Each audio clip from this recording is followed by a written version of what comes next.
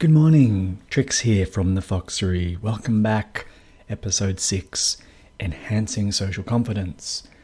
Last episode, we talked about it world or id world and how the ego has to somehow break free or emerge out of this world. So, quick recap. Oh, what's going on here? There we go. Quick recap. Here's it world. We'll do our circle, now familiar. Oh, that's a pretty good circle, not too potato-like. And this is it world. So we'll shade it in a bit, call it it. This is the world of the it, or the id in Freudian terms, if you like Freudian terms. There it is, full of it energy, fizzing with life. Remember, life is a term used in these videos to describe all that stuff the organism wants: food, sex, power, shiny objects, stuff, prestige, status, the stuff that makes humans smile inwardly when they get it. Okay, so here's the ego. And remember when you're just a wee little child, and this is like, age 0 to, 2, 3 maybe. You've got this thing we're calling the pre-ego. You're not quite a person yet in the way that we know people. And the struggle for the ego in this phase is to somehow get itself out of it world here, to become an actual person. And this is the process that we refer to when I say you need to make yourself into a person. You need to become a person. And how does it happen? How does the ego pull out of this? See, this is a kind of a fun place to live in a way. This is it world. This is a world of food, and there's no rules. It's like, we'll call it lawless. Just do what you want. Sex, into sex and love, and you just want to hug people and touch them. You want to bite things. You want shiny. You want the shinies.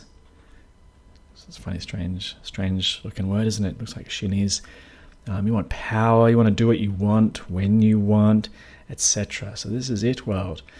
But how does the ego break out up to this sort of, we'll say, higher evolution, you might say, of development or consciousness, if you prefer? And the answer is the superego, which is the rules, we'll say, of society. So let's go here. We'll do a parent.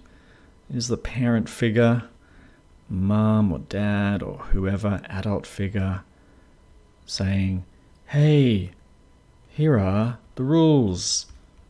Yeah. Now, what does this do to the ego? It starts to crystallize or solidify this boundary here around the ego. It makes the ego feel more intact, is one way of saying it, and a sense of individuation or individuality. The more boundaries the ego can consolidate around itself, it starts to be able to differentiate itself as a separate person from this it world, and as a result, kind of thing, it emerges out of it world into ego world. Well, the world, we'll just call it here. So this is, in Freudian language, the superego, like this. And obviously, initially, it's the parent who is the superego of sort. Or you could say society, you could say any authority figure helps the ego understand what the boundaries are of itself and of the world. And it kind of creates this emergent dynamic here. Okay, let's talk about this in more like day to day. Like, what do you see in life, you could say? So here's the little kid.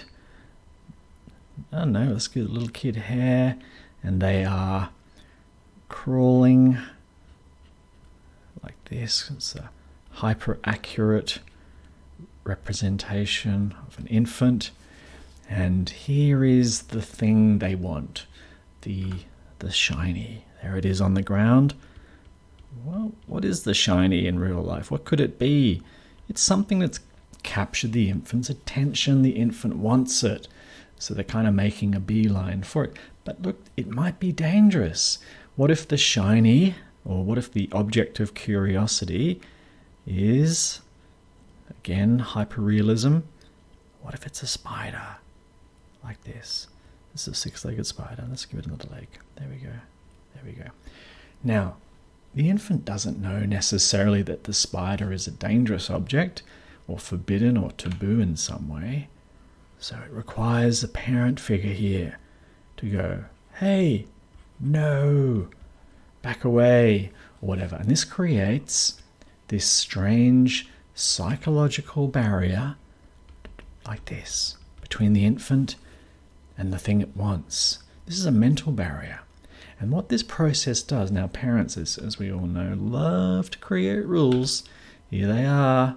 Here's the rules, These are the do's and the do nots, or the 10 commandments, or the many, many commandments. And it's, on and on. So no, running, no hitting your sister, no leaving the table before you finished your dinner. Yes, you need to say please and thank you. Yes, you need to wear your clothes, and so on and so on. Okay. After a while of this constant, we'll say barrage. The ego, or the infant, we'll call it the ego at this point, starts to get a sense that it is an individual entity, a person to whom these rules apply. And this creates, as I said in one of the earlier videos, this kind of tension between, here's the it world, this is like the raw desires of the child or the infant, versus, we'll say, let's go back to purple, rules, like this, rules. And they hit each other at some point, metaphorically speaking. They literally hit each other. So they hit each other here in this little zone here, and this starts to create this thing we call the ego. There we are, the ego. So what is the ego? From the previous videos, we understand it's a psychological structure that helps the it get gratified, meet all its demands and desires, yet does it within the constraints or the confines or the boundaries of the rules. Okay, so this is what it means. Furthermore, think about it like this. Let's rub this out for a sec. If there were no rules, if the parent was like, yeah, whatever, do whatever, just party, if that was such a parent, can't imagine, there would be no ego development at all, because it would just be all it. The child would just literally do what it wants without any sense of responsibility or consequence. Now, that might sound like the child's fantasy, and it probably is, and it's probably everyone's fantasy still to some degree. But without the rules, you won't get this tension created between the rules and the it, and therefore you won't get ego development, which is critical for what we would call being a person. If you don't get ego development or strong ego development, you will suffer many problems as an adult, as we will soon find out in probably the next video. We'll start to flag some of the problems, and in particular, you'll have a problem socializing, and you'll have a social confidence problem. Okay. The other thing is too, just getting back to the it, you can't switch the it off. You can't get rid of it. There are schools of thought still that persist to this day that in order to, say, civilize a person, we must somehow get rid of our primal, deep, animal, instinctual desires or something. It's not going to happen. It just won't happen. So we have to acknowledge as humans, there's always going to be this it world within us, this driving us forward to all the fun things we want. And there's always going to be, as long as we live in society, this sense of the rules heading in this direction back from, it doesn't have to be a parent, it could be, police, army, president, prime minister, teacher, any authority figure coming back at you.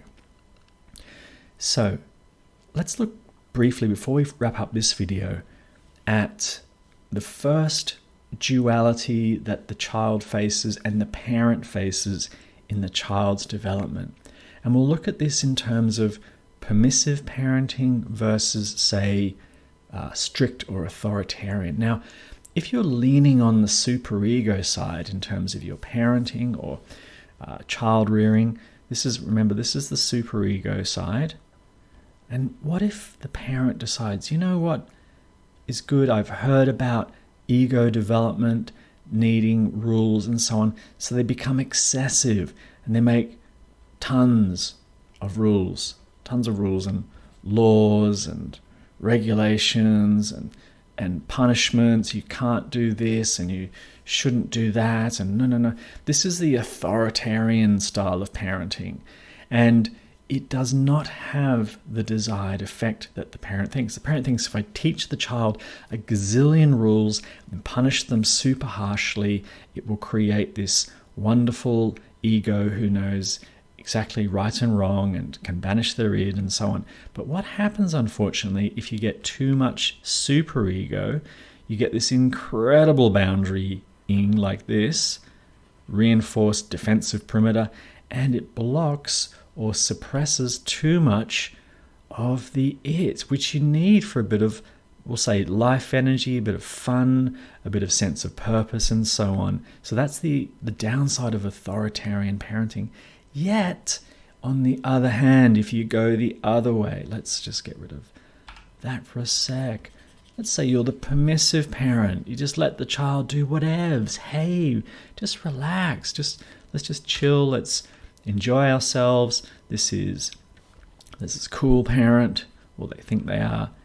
This is what we call permissive parenting in psychology. Permissive. Am I spelling that right? Who knows?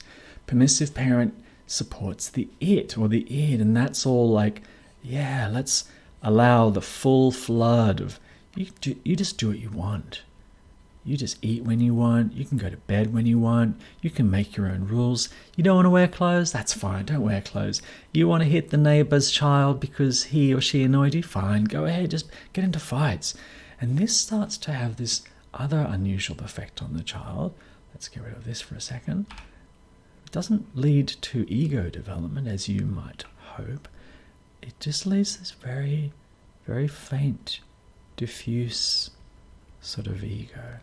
Like that, where the child poorly understands boundaries, and as a result, having poor boundaries, poorly senses who they are, has a very poor sense of self, doesn't understand how to relate very well to others, is always intruding on others or putting their foot in it or saying the wrong thing or taking things that don't belong. That's just for openers. If it keeps going into adulthood, this can lead to serious criminality problems and deviant behaviors as well.